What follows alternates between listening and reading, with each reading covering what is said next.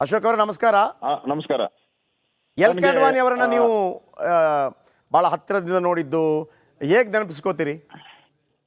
ನಾನು ಅದ್ವಾನಿಯವರ ರಥಯಾತ್ರೆ ಇತ್ತಲ್ಲ, ಹಾ, ಆ ಸಂದರ್ಭದಲ್ಲಿ ನಾನು ಬಹಳ ಯಂಗ್ ಯುವಕ ಅವಾಗ. ಆ ಸಂದರ್ಭದಲ್ಲಿ ಹೌದು ಹೌದು. ನಾನು ಬಜರಂಗದ ಲೀಡರ್ ಆಗಿದ್ದೆ, ಅವಾಗ ಕಾರ್ಯಕರ್ತ ಆಗ ನಾನು. ಹಾ ಹಾ. ಇಡೀ ಕರ್ನಾಟಕ ಪೂರ್ತಿ ಅವ್ರದ್ದು, ಅಂದ್ರೆ ಬೀದರಿಂದ ಹಿಡಿದು ಇಡೀ ಬೆಂಗಳೂರು ಎಲ್ಲ ಭಾಗದಲ್ಲೂ, ಮಂಗಳೂರು, ಅವ್ರಿಗೆ ರಕ್ಷಣೆ ಅವಾಗ ನಮ್ದೇನ್ ಸರ್ಕಾರ ಇರಲಿಲ್ಲ.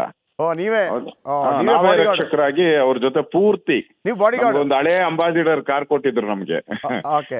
ಅವ್ರ ಮುಂಚೆ ಹೋಗಿ ನಾವು ಎಲ್ಲಿ ಗಾಳಿ ರಥ ನಿಲ್ಲುತ್ತೋ ಅಲ್ಲಿ ಹೋಗಿ ಮುಂದೆ ನಿಂತ್ಕೊಂಡಿರಿ. ಆ ಕಡೆ 4-5 ಜನ ನಾವು ಶಿಫ್ಟ್ ಮಾಡ್ಕೊಂಡು ನಿಂತು ಅವ್ರಿಗೆ ರಕ್ಷಣೆ ಕೊಡ್ತಾ ಇದ್ರಿ ನಾವು. ಅಂದ್ರೆ ಪ್ರತಿದಿನ ಅವ್ರನ್ನ ನೋಡುವಂತ ಸೌಭಾಗ್ಯ, ಅವ್ರ ಜೊತೆ ಮಾತಾಡುವಂತ ಸೌಭಾಗ್ಯ. ಮತ್ತೆ ಅಂತ ರಾಮಜ್ಯೋತಿಯ ರಥಯಾತ್ರೆ ಇಡೀ ದೇಶದಲ್ಲಿ ಸಂಚಲನ ಮೂಡಿದಂಥದ್ದು. ಆ ಸಂದರ್ಭದಲ್ಲಿ ಅವರ ಸೇವೆಯನ್ನ ಮಾಡುವಂತ ಅವಕಾಶನೂ ಕೂಡ ನನಗೆ ಪರ್ಸನಲ್ ಆಗಿ ನನಗೆ ಸಿಕ್ಕಿದ್ದು ಇವತ್ತು ನೆನಪು ಬರ್ತಾ ಇದೆ. ನಿಜಕ್ಕೂ ನಮ್ಮೆಲ್ಲರ ಸೌಭಾಗ್ಯ. ಇಡೀ ದೇಶದ ಜನ ಈಗ ಅದ್ವಾನಿ ಅವರಿಗೆ ಈ ಒಂದು ಅತ್ಯುನ್ನತ, ರಾಷ್ಟ್ರದ ಅತ್ಯುನ್ನತ ಗೌರವ ಭಾರತ ರತ್ನ ಸಿಕ್ಕಿರೋದು ನಮ್ಮೆಲ್ಲರಿಗೂ ಹೆಮ್ಮೆ. ಮತ್ತೆ ಕರ್ನಾಟಕದ ಬಗ್ಗೆ ಬಹಳ ಪ್ರೀತಿ ಇಟ್ಕೊಂಡಿದ್ದಂಥವ್ರು. ಕರ್ನಾಟಕ ಜೈಲಲ್ಲಿ ಇದ್ರಲ್ಲ ಅವರು? ಹೌದೌದು, ಆಗ ನಾನು ಇದ್ದೆ. ಹೌದು, ಅದನ್ನ ಮರ್ತೆ ನಾನು. ಕರ್ನಾಟಕದಲ್ಲಿ ಅವರು ನಮ್ಮ ಈಗ ಜೈಲು ಹೊಡೆದಾಕಿದಲ್ಲ, ಫ್ರೀಡಂ ಪಾರ್ಕ್, ಅಲ್ಲಿ ಅವರು ಇದ್ರು. ಮೇನ್ ಎಂಟ್ರೆನ್ಸ್ ಅಲ್ಲೇ ಕೊಠಡಿ ಇತ್ತು ಅವ್ರದ್ದು. ಸ್ವಲ್ಪ ಕನ್ನಡ ಬರುತ್ತೆ ಎಲ್ ಕೆ ಅಡ್ವಾಣಿ ಅವರಿಗೆ. ಹೌದು, ನಮ್ ಜೊತೆನೆ ಇದ್ರು. ನಾವು ಪ್ರತಿದಿನ, ನಾನು ಅದೇ ಜೈಲಲ್ಲೇ ಇದ್ದೆ. ನಾನು 1 ತಿಂಗಳ ಕಾಲ ಅದೇ ಜೈಲಲ್ಲೇ ನಾನು ಆ ಸಂದರ್ಭದಲ್ಲಿ ಹೋರಾಟ ಮಾಡಿ, ಸ್ಟೂಡೆಂಟ್ ಲೀಡರ್ ನಾನಾಗ, ಹೋರಾಟ ಮಾಡಿ ಅವ್ರ ಜೊತೆನೆ ಇದ್ದೆ.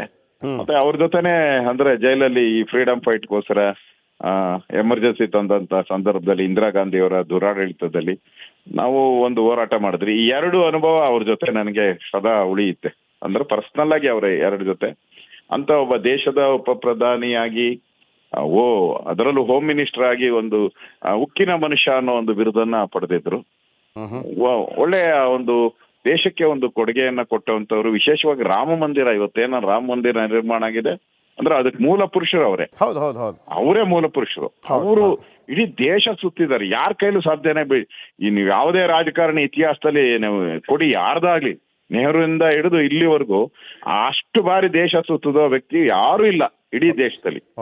ಅಷ್ಟು ಬಾರಿ ದೇಶವನ್ನ ಸುತ್ತಿದ್ದಾರೆ ಅವರು, ಶ್ರಮ ಹಾಕಿದ್ದಾರೆ. ಆದ್ರೂ ಅಶೋಕ್ ಅವರೇ, ನೀವೆಲ್ಲ ಅಂದ್ರೆ ಆ ರಾಮ ಮಂದಿರ ಹೋರಾಟಕ್ಕೆ ಅವ್ರ ಅಷ್ಟು ದೊಡ್ಡ ಕೊಡುಗೆ ಇರುತ್ತೆ. ಆದ್ರೆ ಕೆಲವು ಅನಾರೋಗ್ಯದ ನಿಮಿತ್ತ ಅವರಿಗೆ ದರ್ಶನ ಮಾಡಕ್ ಆಗಿರೋದಿಲ್ಲ.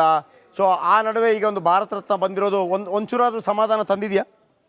100%. ಯಾಕಂದ್ರೆ ಅಯೋಧ್ಯೆಯಲ್ಲಿ ರಾಮ ಮಂದಿರ ಆ ಕರಸೇವೆ ಇತ್ತಲ್ಲ, ಮರ್ತೆ ನಾನು. ಕರಸೇವೆಯಲ್ಲೂ ಅವರಿದ್ರು, ನಾನು ಕರಸೇವೆಯಲ್ಲಿದ್ದೆ.